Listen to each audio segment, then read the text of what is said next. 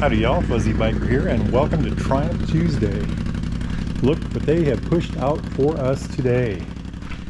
This is an absolutely beautiful machine, Triumph Tiger Sport 660. One of my favorite motorcycles. I've ridden a couple of these already, and I would love to take one of these on a day ride. You know, a couple 100 miles in a day. Just a beautiful machine all the way around. I don't know how to classify its looks. It doesn't look like the Tigers over here. It doesn't look like the older bikes. It doesn't look like any of the classic machines. It's really got a look all of its own, but it's an absolutely gorgeous thing. Let's start with what it is. Let's start with the class. Where does it fit? And what I think is, if you want I'm trying to look for one. If you want a sport bike, a real sport bike, and you want something that handles great, loads of power, but yet you want wind protection, the ability to ride miles and miles and miles in comfort, and just a good all the way around bike, kind of like a sport tour bike, but without the weight, this would be the one to get. And I really think that's an accurate description of what this motorcycle is: a lightweight sport tour bike with loads of power. It's got sport bike bones for sure. So let's start with what it is. It's an inline triple. Look at that stainless steel exhaust, liquid cooled, dual overhead cam, 3-cylinder, fuel injected, of course, 6-speed transmission. Absolutely beautiful bike. It's got just about 12-to-1 compression, 80 horsepower stock, 47 foot-pounds of torque. That's about 64 Newton meters. The 6-speed transmission, I already mentioned that. Something you can get with this is let's go down here and look at this. The shift assist. This is another model, by the way. Shift assist right here. You can get that on this bike. And I've driven a couple bikes with those in the past. Not the 660s, but other models of Triumph, and they're just absolutely beautiful. So when I think of this bike, there's really three things that jump out to me. First is the engine. It's always the engine on these bikes. The second would probably, it's a kind of a tie between this system here, the weather handling, air management, and this front end. I just love this front end. So let's go from that beautiful engine. By the way, it's a 240 degree crank. I think that's the 132 firing order. But so let's go to the front end. This has got Showa forks. I don't think they're adjustable, but they're 41 millimeter inverted. They've got this nice fender that covers up the working part. I think it's 150 millimeters of travel, which is 5.9 inches, I believe. Just a beautiful, neat thing, 17-inch tire. The front tire is a 120/70, and I think these are Michelin. Let's look for a mark. Michelin Road 5s, 120/70 17s. Yes, Z-rated. Just a gorgeous thing. Cast wheel, tubeless tire. Just a beautiful thing. The front brakes. It's got dual disc front brakes. You can see that there. ABS, 310 millimeters, I believe. Yep, 310 millimeter. Looks like a fixed disc with a floating caliper, 2-piston Nissan caliper. Now, I've ridden this bike, and I think the brakes are just awesome. Didn't want to cuss there, sorry. They're absolutely amazing. I was incredibly impressed. This whole system, the lighter inverted fork, so the lighter moving mass here, the lighter wheel, the 17-inch tire, all of that just makes, the dual disc brakes, all that just makes for an amazing handling front end. Now, so we talked about the engine, we talked about the front end. Let's talk up here to the this very important part here, and that's the weather handling.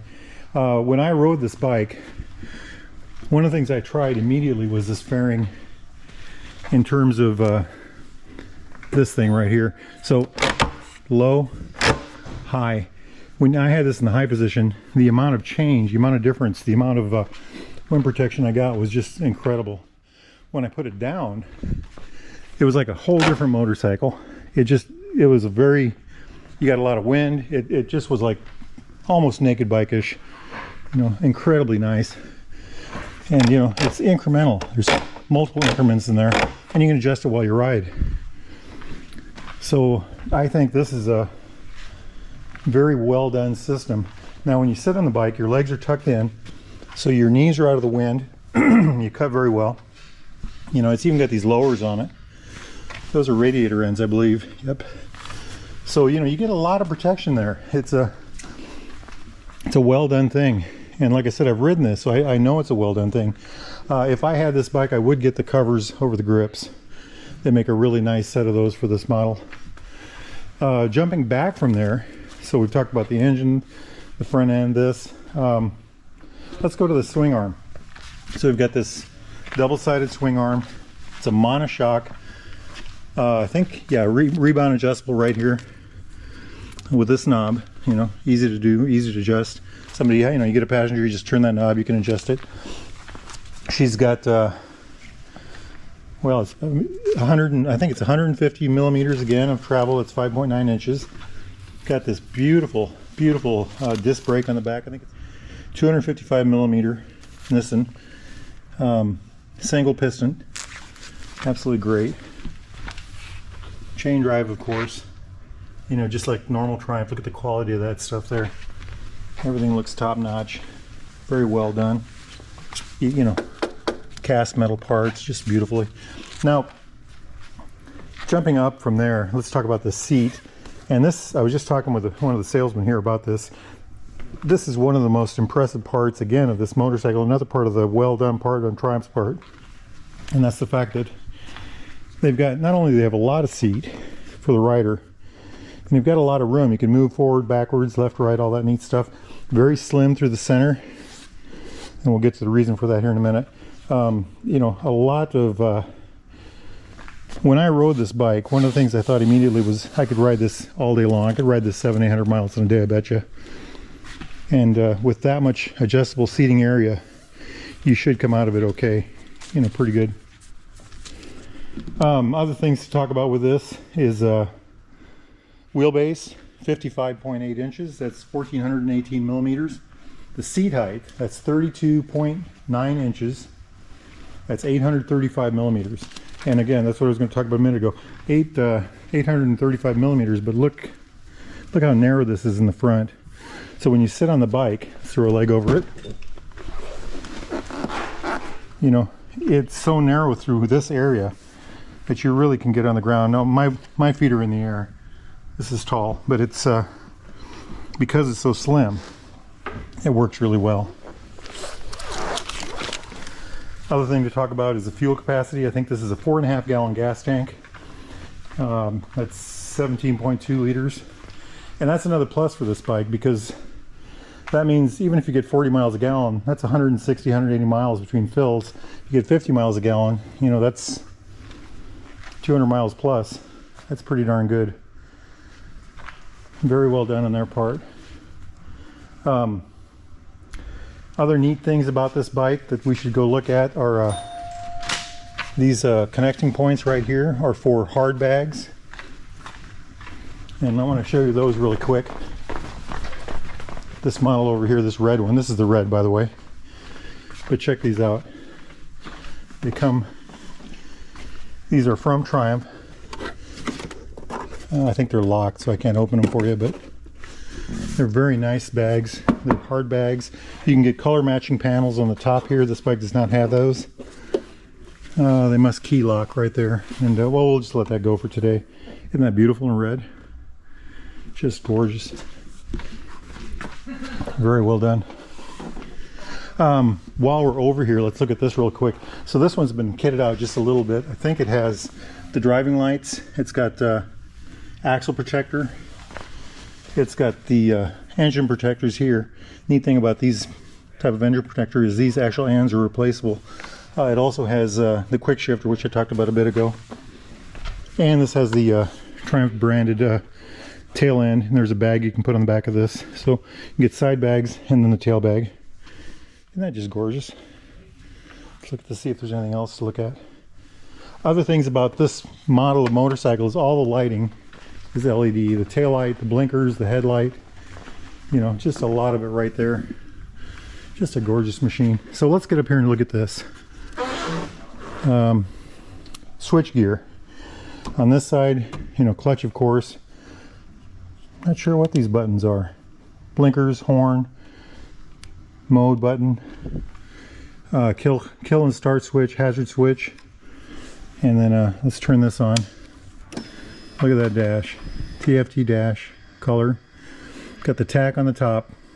Fuel gauge right there through the middle. Neutral light gear indicator over here. Speedometer, of course, right there. So we've got a flashing ABS light, neutral light, oil light. Every motorcycle should have an oil light. Engine light. That, I think, is mode indicator. So I think that is controlled with the mode button right down there. Let's hit that. Road, rain. Has two modes, road and rain. I wonder what that means. ABS on, traction control on, rain. Oh, I wonder why. I don't understand the difference. Let's look at the, I'm using the joystick now to mess with that. Same thing. Okay, back to trip 1. Main menu. Let's see what we learn here. Neutral, gear indicator. Oh, that's interesting, isn't it? Clock, date, fuel gauge right there. Wow. I don't know what that means. I don't think this bike has cruise control, but I could be wrong about that. Date, mileage, temperature gauge. Look at that. That's really neat. Fuel status. There's really a lot to this. I was not aware of that. I knew about the road and rain modes and all that, but anyway, so I was controlling all that with the joystick over here and the mode button over yonder. Now let's hit this button and see what happens. I'm not sure what that button does. We'll have to do some research on that. But isn't that a neat dash? Nice, easy to look at. I like the fact that it's got the arch. Somebody my age loves an arch and a tachometer.